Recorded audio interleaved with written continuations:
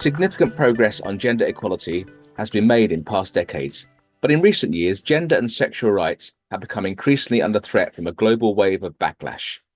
In this special podcast to celebrate International Women's Day, IDS Fellow Deepta Chopra is in conversation with gender experts Myriam Sfeir, Director of the Arab Institute for Women at the Lebanese American University in Beirut, and Aisha Lai, Liberian Country Director of the Kvinna Foundation.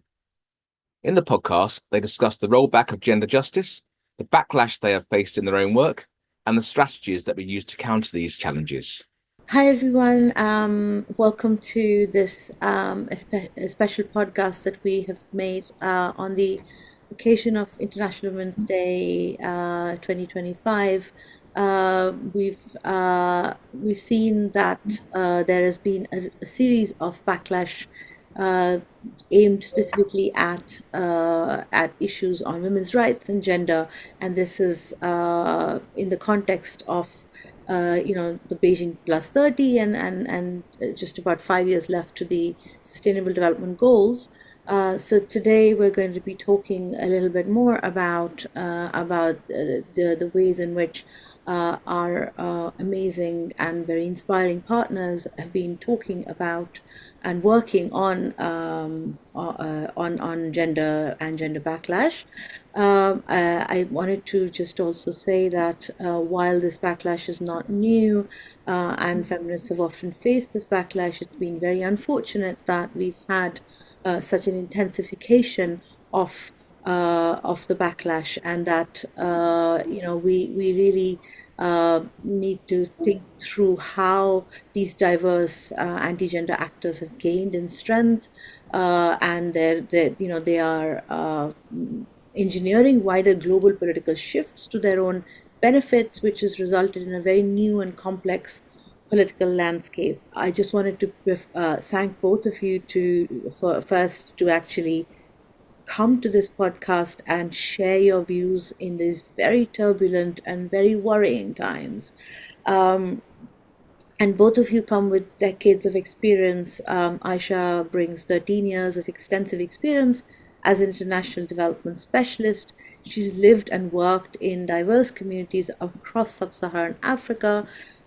She's actually has a master's in public health, but she really talks a lot about the critical linkages between gender and health equity, and also in terms of sexual and reproductive health and rights, gender-based violence, economic empowerment, and advocacy in the gender space.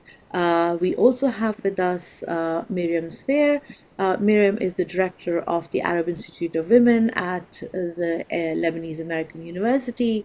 Myriam has over 25 years of experience as well, working in the area of women's rights and gender equality. She really is an authority on the women's movement in Lebanon and also in the region. She's worked extensively on several groundbreaking projects relating to movement building, marginalized groups, and she's worked in several conferences, film festivals, and panels that address gender rights and justice. So welcome both of you. And as I said, it is very troubling and turbulent times. So we're really, really grateful for your courage and your inspiration and your knowledge that you will share with us. So just wanted to ask you, Myriam, about what you can tell us about what you think gender backlash is. So, and why is it so important for to understand it in the context of women's rights, and then in the context of your own work, what backlash have you faced? Okay, so I don't need to define maybe what backlash is, because in general, a general definition of backlash is that it's an actual response to actual or perceived challenges to existing hierarchies of power in general. But when we worked on our Countering the Backlash project, and we realized that the definition of backlash within the context of that project doesn't totally resonate with the way we see backlash in the context of Lebanon. So we actually wrote a whole paper about backlash in the context of Lebanon, and I will quote how we defined it, and then I will move on to talk a bit about the project and then what sort of backlash we have experienced as feminists and as workers here on the ground. So basically our definition goes, and here I would like to salute my colleague Nai, who basically leads on this project. So it's Nai Rai. So it's the various forms of structural discrimination and exclusion that are fed, incubated, and fueled by the sectarian system, and that not only fight and obstruct advocacy for rights, but more importantly, impede the possibility of progress. This structural discrimination not only travels across generations, but also cuts through governmental, non-governmental, and familial institutions. That being said, definitely the context in Lebanon is totally different. We're a very sectarian country with 18 different sects, and like the way patriarchy manifests itself is definitely it's ingrained, etc. So basically, after we came up with this definition, we unpacked this definition in a lot of examples, and this is not the context to talk about it, but definitely on the global level. And I'm sure you're witnessing that. We're all witnessing a lot of backlash, and in the context of Lebanon, and even in the Arab region as well, we feel as if we're treading on eggshells. You know, like it's always progress that we get, and then we have to go back to the way things were sometimes, and sometimes even worse than the way things were, simply because, like. I personally feel women are always, and their rights, and women in all their diversities are always a challenge, you know, to push for their rights. We're always challenged by these restrictive, as you say, like the pressure of trying to conform and using women in terms of those like doctrines that we want to impose on her. On the level of like us facing backlash and me facing backlash, on a personal level, I haven't faced backlash, but we face backlash in the work that we do, because we try as much as we can to include diverse voices. We try as much as we can to basically unpack erroneous ingrained habits of the mind. We work with students, as you might well know. We work with not the usual suspects. We fight discrimination, and we just don't consider only Lebanese women. You know, we have Syrian refugees, we have Palestinian refugees, we have migrant domestic workers, we have incarcerated women. So we work on different levels, and we work with different marginalized groups and vulnerable groups. And it's difficult to try to convince people. So like the backlash previously, also since the inception of the Institute, is totally different than the backlash, like, I mean, the incidents of backlash, it's not the backlash. Incidents of backlash are totally different when the movement started and when we were just talking about like stuff that wouldn't basically, like how I could say, like, wouldn't be as sensitive as other thematic areas. So over the years, the backlash has, the manifestations of backlash has changed, but the only constant is that there are many thematic areas that are problematic, and the asks are the same. So on the 17th of October, 2019, we had our revolution that called for a lot of things, including centering gender rights as part, as central to the revolution that's taking place. And all the asks that were there were asks that the feminist movement from its inception was calling for, like women's rights to give the nationality, like endorsing a quota system in a country that's obsessed with quotas. We have 18 different sects, and we have sectarian quotas for everything, so why not of women in politics? We pushed for including migrant domestic workers and everything related to removing the kafala system, or basically the sponsorship system where migrant domestic workers are at the mercy of their employers. We talked about amendment of all discriminatory laws, including personal status codes, rights of marginalized groups, all of them, and sexual and reproductive health and rights, and also issues related to amending the domestic violence law. So all these, because they're sensitive issues sometimes, create, of course, backlash. And we, as an institute, basically still talk about all these problematic issues simply because we believe that like the fight should be intersectional and all our issues are very interdependent. We cannot talk about one issue. And human rights is not just a basket whereby you can pick and choose stuff. You need to be holistic in the outlook that you take. Thank you, Miriam. And yes, I mean, really, thank you also for reminding us about how, we work with diverse types of women, and, as women's rights is not like, form across. But then also, of course, the global backlash against this is to kind of like actually take out diversity, equality, and inclusion completely from public discourse, and that is again, like as I said, real time backlash, and that our colleagues in South Asia are facing, which is why they were not able to be here. But moving on to the context of sub-Saharan Africa, Aisha, could you tell us what gender backlash implies to you? Why that has been important for women's rights, and in your work on women's rights, what backlash have you faced? Yeah, so I think it's ironic working in Liberia, where we had the first female president in sub-Saharan Africa. But that doesn't necessarily equate to us as the women's movement reaching the pinnacle of gender equality.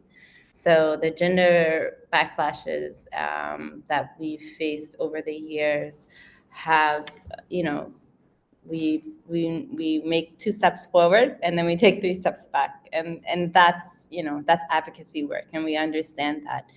But as it pertains to some of the backlashes that we faced in our work as an organization and within the women's movement, I would say a lot of it, as my colleague also mentioned, it's set in cultural and traditional practices and patriarchy, which are deeply entrenched in the norms and dictate gender roles and limit women's participation and basic decision making, whether that's at a national level or it's at a household level as well.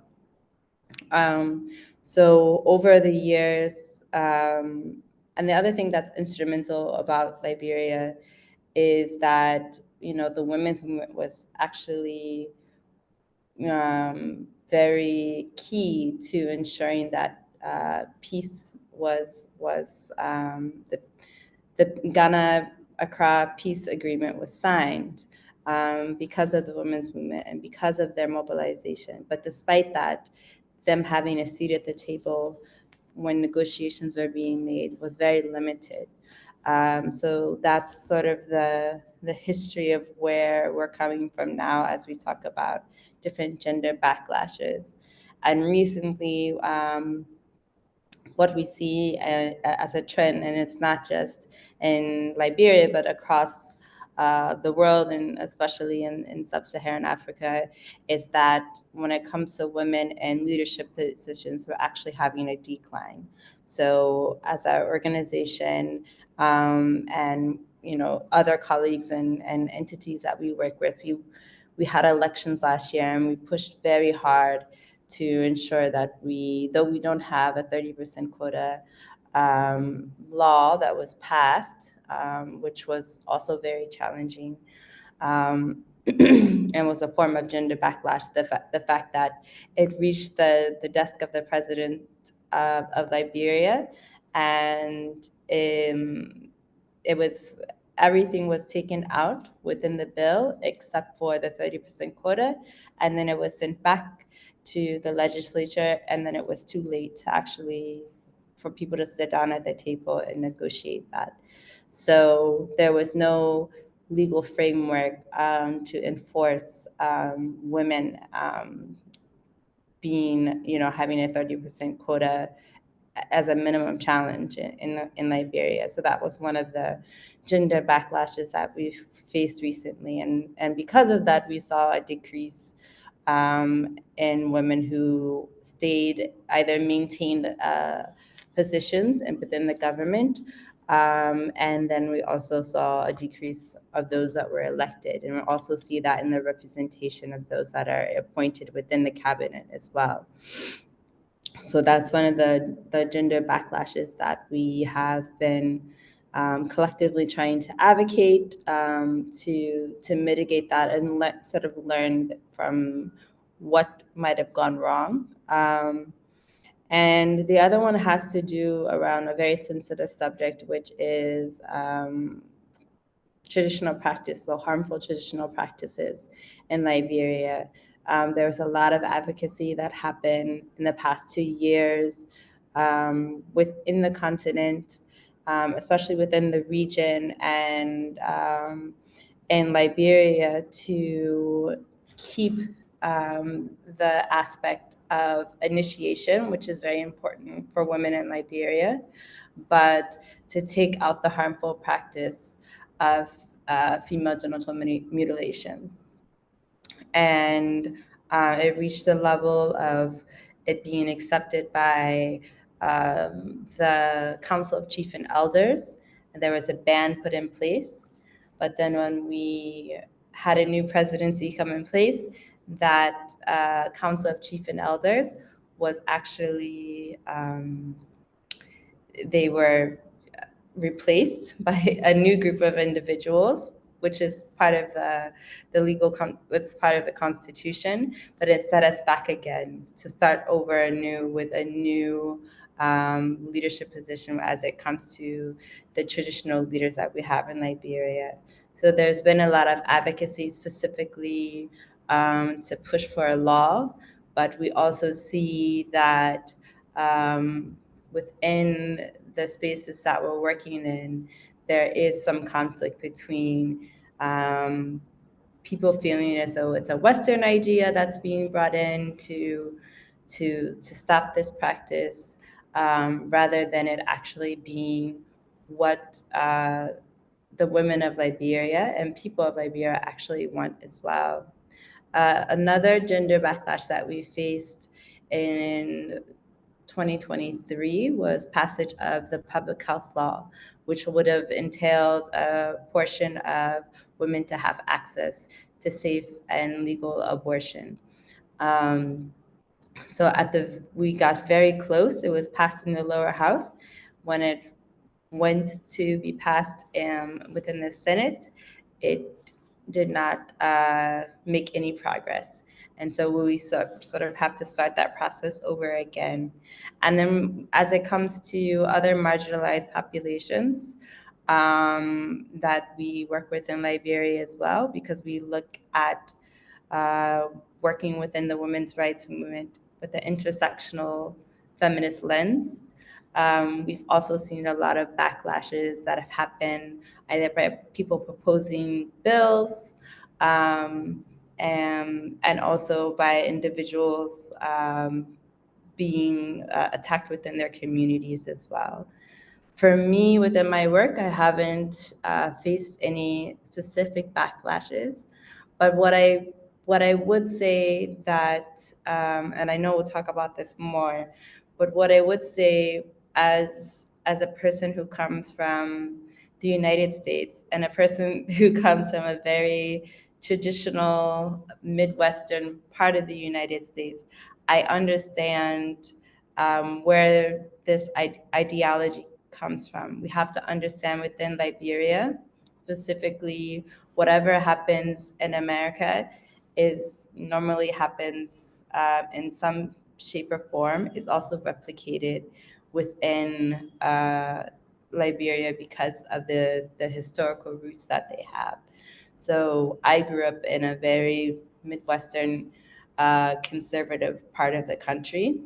And so I understand the mindset of these backlashes and these traditional and very patriarchal mindsets that we experience globally, and we also experience in Liberia as well.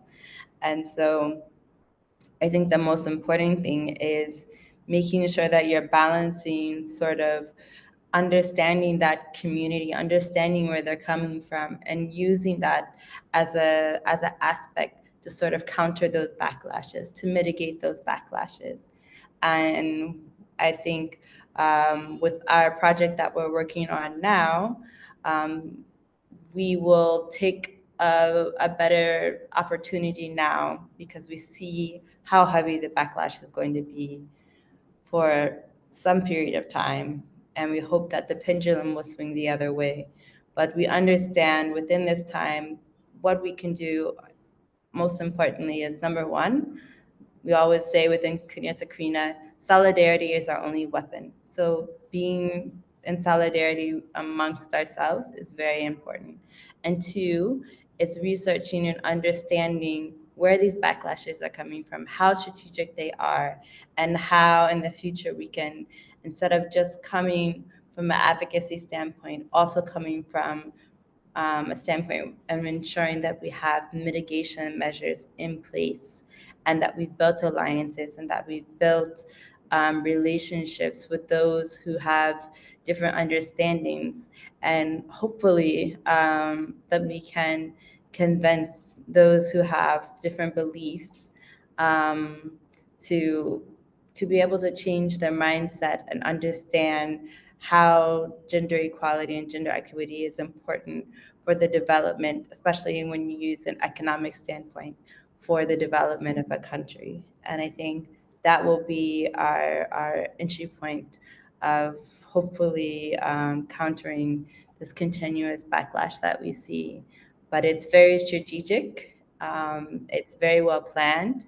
And so we also, on the other side, we need to also take the same position and make sure we're strategic and we plan very well in the future as we engage in our advocacy efforts.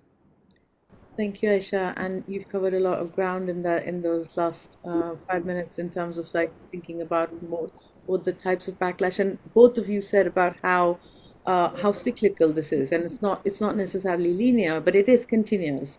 But there are also like certain sort of like episodes, and this is exactly what we've been finding in our other project, Super, where gender our colleagues are the movements we work with 16 movements across South Asia and 4 countries, India, Bangladesh, Pakistan, and Nepal. And there also we're finding exactly that in terms of not only backlash in public spaces, like you're saying, but also in from their communities, right, and from their families. And there's explicit violence and harassment and intimidation, but also some really new forms of online attacks that are happening on advocates. You've talked about how there's been a deterioration of legal protections, both in terms of reservations and having women at the seat at the table, but also specific laws that were not able to be passed and things like that. But even if, and we've also seen in Super that even when the laws are passed, their implementation becomes a real hassle and a real backlash, and like it's not presented as that in terms of it's like, oh yeah, we don't have computers, or we don't have this, or we don't have that, and like the whole bureaucracy is and our institutions are deeply patriarchal, and that really becomes very challenging.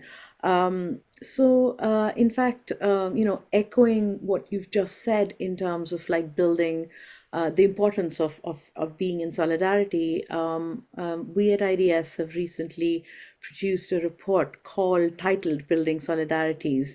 And this report puts forward 6 guiding principles for building solidarities and solidarity as the main tactic to counter the rising backlash. And of that, there is, of course, amplifying diverse voices, embracing intersectional ways of working, which you've both talked about, decolonizing knowledge about gender and development. So, because we do a lot of teaching and we really think that the way we teach and what we teach is really important.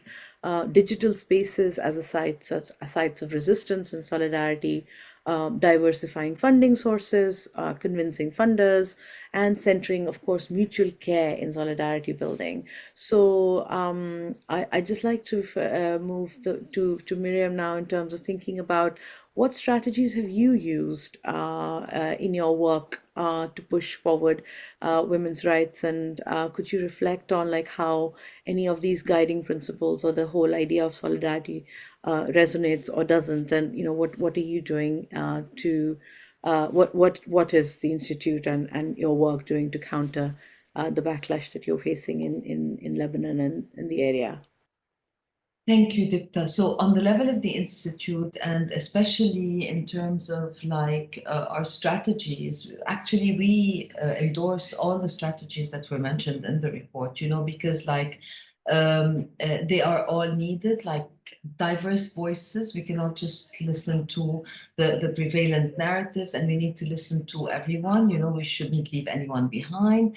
And there are sometimes like there are things that don't resonate with the students or our audience, but we definitely insist on endorsing this diverse way of looking at things. And I just wanted to pick on one idea here.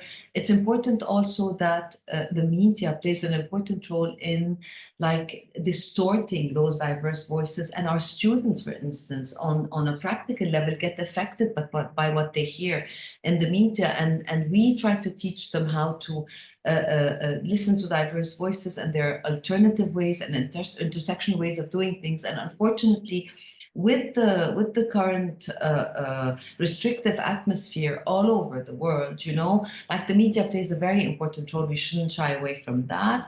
So also definitely we embrace an intersectional way of working. We're not only interested in working in Lebanon, we work in the region. We're not only interested on working on Lebanese women. We have very many people who are discriminated against, whose rights are robbed. We have refugees who do not have their rights, and we need to advocate for all individuals living in Lebanon, not to mention, as I said previously, migrant domestic workers. And during COVID and during the war in Lebanon, intersectionality was played out on how do these big incidents, the war isn't an incident, it was horrific, but how do they affect your standing in society, especially if you're someone not from the country, the shelters or whatever shelters were concocted during COVID or during the war does not accept you simply because they're done only for Lebanese, let's say, etc. So it's very important to contextualize all that in practical examples. And of course, we work on decolonizing knowledge, as I said, in the works that we do, in the research that we do, as well as in our publication Al-Ra'ida. That's basically, it transports local voices from Lebanon and the region, and we have it's available, it's open access, it's available online, and it contains academic stuff, but it's from the region, of course, and from either seasoned researchers who are no longer interested in their promotion and like in the publishing in purely refereed journals where that counts, and also in junior researchers that are interested in publishing but like haven't taken that step to go into more formal ways of publishing. So Al-Ra'ida has proven to be a very important vehicle to do that. Over and above that, of course, like the digital spaces, as I said, are very, well, it's like the digital spaces are like social media as what you call a double-edged sword. So definitely it has allowed people access to the information also, but there's so many erroneous things out there, and like you don't get to like, it depends on which social media outlet you're joining. But we use digital spaces, and we used, let's say, violence against women in digital spaces to create a very small study on the women and male journalists that covered the war during that covered the revolution during the October 17 revolution, and we did that jointly with UN Women. We also worked with UN Women on using the digital, like the online violence that women who ran for elections underwent. So definitely we are collecting the data, but definitely we're interested in studying more how these digital spaces play out in the work that we do and how can we generate data from that. Of course, as you might well know, funding is a big issue simply because at the institute, the university definitely pays for our salaries, but each and every project that we want to undertake is based on donor money. And as you might well know, a lot of times the agenda is not localized. A lot of times there are en vogue thematic areas that the donors want to talk about. Now it's the environment, let's say, and climate change. Before that, it was political participation. Before that, it was marginalized groups. So we, as an institute, work on all thematic areas and make sure that those thematic areas continue to generate either knowledge or those thematic areas are featured somewhere in a panel, in a conference, in our journal, etc. Because and the most important for us also is the oral history of the women from this region, because it's important to localize their plight. You know, like a previous president of LEU is the first physicist in the Arab world. Her name was Salwa Nassar. Nobody knows anything about her. We had published a book about her in English. Now we're translating into Arabic, and we're launching for our 100th anniversary this book so that the generations to come would realize that she actually worked with Oppenheimer, for instance, and she was a woman from Lebanon who worked on a non-traditional field like I think it was not just physics, but like even quantum physics, something even more complicated. And not to mention that definitely, as my colleague said, solidarity is very important. Solidarity and feeling that you're not alone, and feeling that our plights are similar, our plights are common. We just need to maneuver and lay low sometimes and know when to fight back sometimes. So there are many tactics that we need to take so that we keep sane and safe. And I would like to highlight the Lebanese context. It's very complicated. We have gone through a lot, from COVID to the Beirut port explosion to the economic crisis where people were robbed of their savings, to the detrimental war that was criminal, and all that while still working on advancing the gender agenda, not to mention all the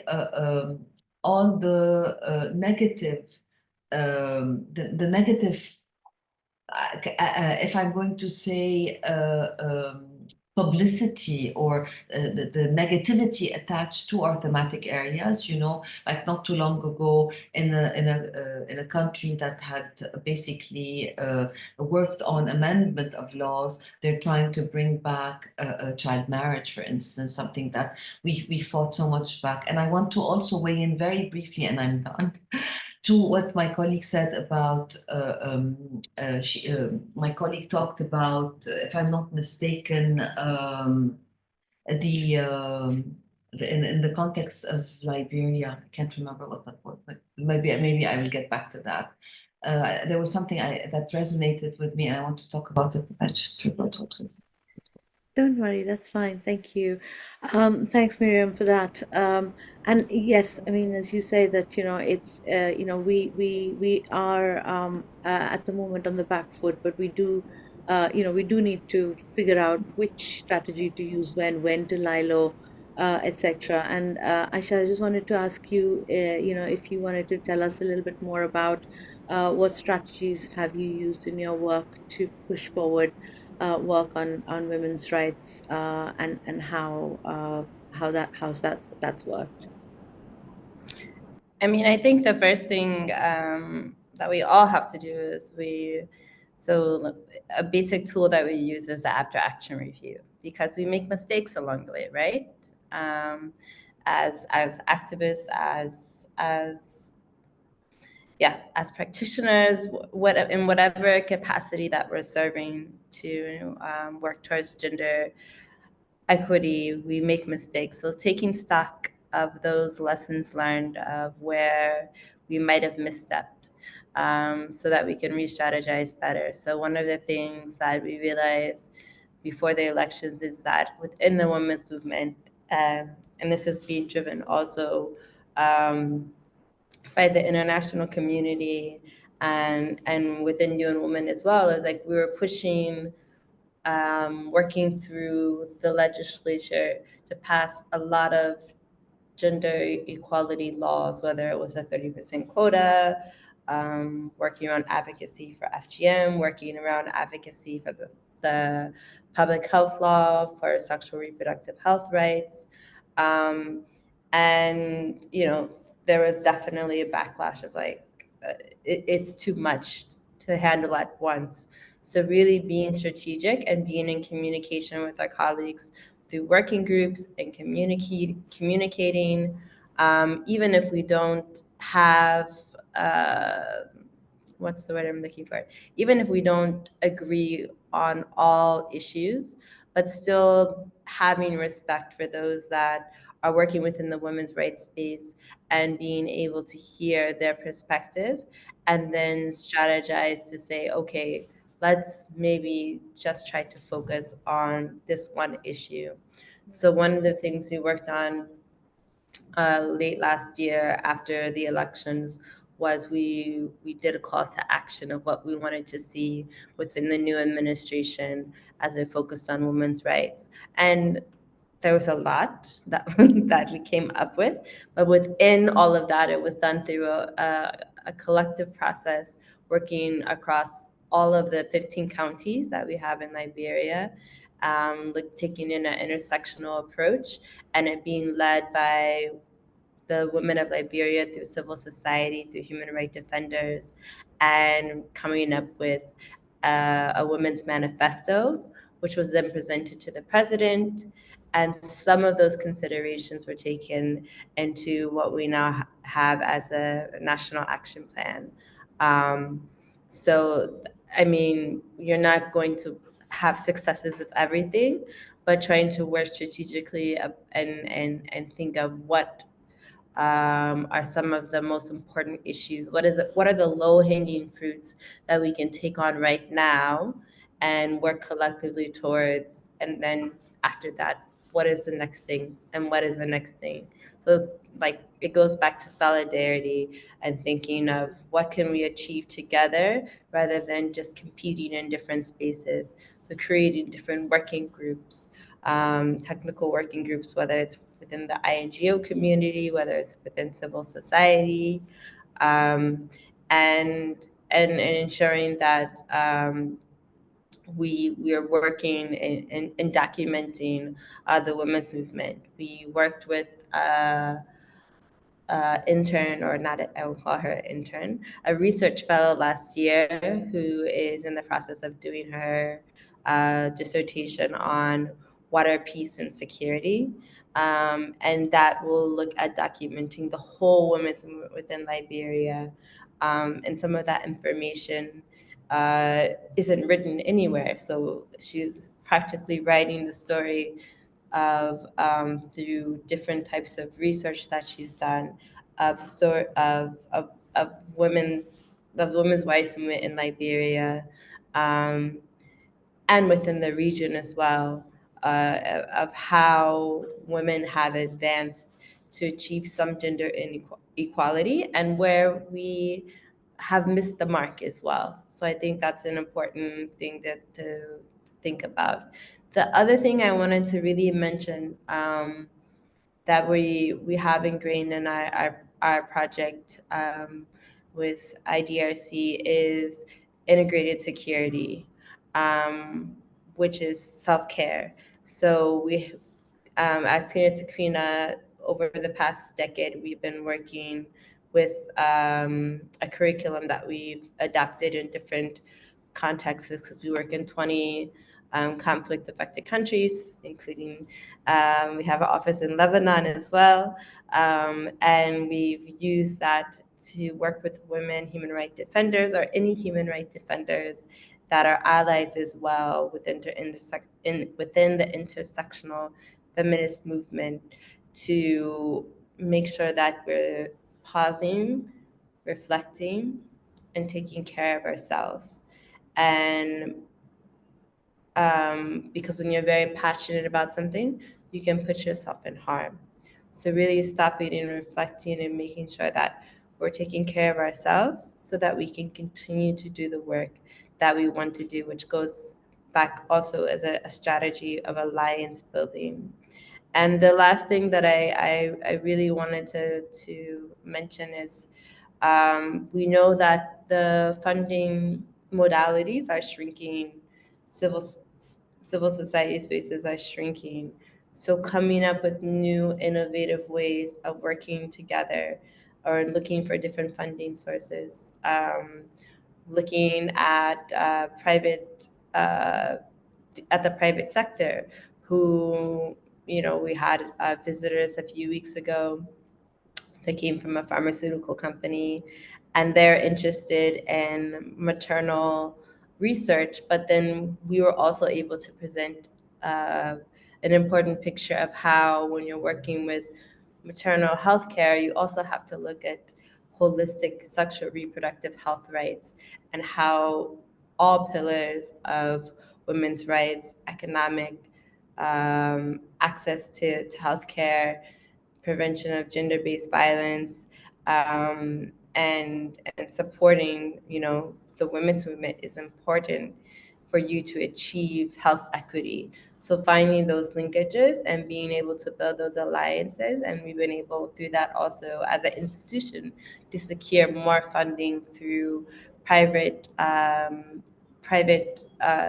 entities or private companies that are willing to sort of work with civil society organizations now to give more flexible funding, because they see that they can't do their work and they can't do their research without being able to look at women's rights holistically and achieve some of the important work that they want to do as well. So there's many strategies that we're trying to look at as well, but those are some of them that we have been trying to employ to keep up with the ever-changing context that we're working in. Absolutely. Thank you so much, Aisha. And I think, your conversation about self-care really reminded me of Audre Lorde's famous quote, which said that caring for myself is not self-indulgence, it is self-preservation, and that itself is an act of political warfare. So it's a political act of self-preservation, which is so important also to understanding and recognizing these diverse voices, and then holding dialogues, like you said, with whether it's working groups or other forms, to kind of listen across differences, to kind of find common ground, to and both of you talked about this sort of willingness to understand both where we need to build trust and and unite, because the anti-gender actors actually seek to create division, and this sort of like more collaborative, more caring movement, is so important, especially in the face of what we are facing now. So with this, I'd really like to thank both of you for your continued inspiration, your continued wisdom, and your continued courage in the face of fighting, both of your individually, but also your teams, your institutions, and all of the work that you do is so important on the ground. Thank you so much for talking with us today, and I'm sure we'll have many more opportunities and the need to kind of come together in these very safe and caring spaces, which we're always trying to encourage and create. So thank you. Thanks for listening. Please subscribe and share to help us spread the word. Do you have a feature that you'd like to appear in a future episode? Then get in touch on email at betweenthelines@ids.ac.uk.